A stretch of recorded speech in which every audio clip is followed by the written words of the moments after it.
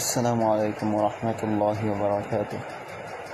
প্রিয় ভাইরা, আপনারা কীভাবে খুব সহজেই ফেসবুকের অটো প্লে বন্ধ করবেন, অর্থাৎ ভিডিও স্ক্রল করতে গিয়ে যে অটো প্লে হয়ে যায় সেটা কীভাবে বন্ধ করবেন সেটা আমি খুব সংক্ষিপ্তভাবে আপনাদেরকে দেখিয়ে দেবো ইনশাআল্লাহ।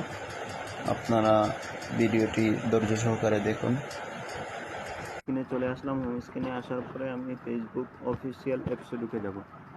ফেসবুক অফিসিয়াল অ্যাপসে ঢোকার পরে এখান থেকে দেখেন আমি এই যে উপরের 3 ডট যে অপশন আছে কোনায়, এটাই ঢুকবো। ঢোকার পরে এখানে নিচে একটু স্ক্রল করব, নিচে এখানে দেখেন সেটিংস অ্যান্ড প্রাইভেসি, এটাই ক্লিক করব। করার পরে এখান থেকে শুধু সেটিংস অপশনে ক্লিক করব।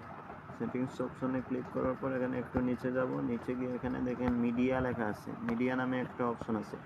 তো মিডিয়া এই অপশনটায় আমি ঢুকবো।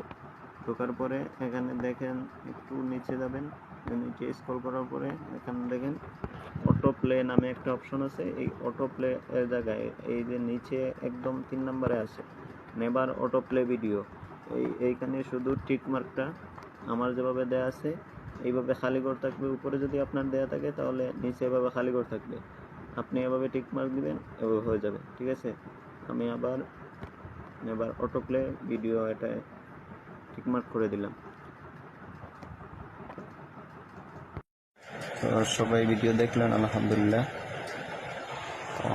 যদি ভিডিওটি আপনাদের উপকারে এসে থাকে তাহলে একটি লাইক করে দেবেন এবং একটি কমেন্ট করে আপনারা আমার পেজটি ফলো করে দেবেন। আর যদি ইউটিউবে দেখে থাকেন তাহলে সেক্ষেত্রে আমার ইউটিউব চ্যানেলটি সাবস্ক্রাইব করে দেবেন এবং বেল আইকনটি বাজিয়ে দেবেন। তো সবাই ভালো থাকেন। আসসালামু আলাইকুম ওয়া রাহমাতুল্লাহি ওয়া বারাকাতুহু।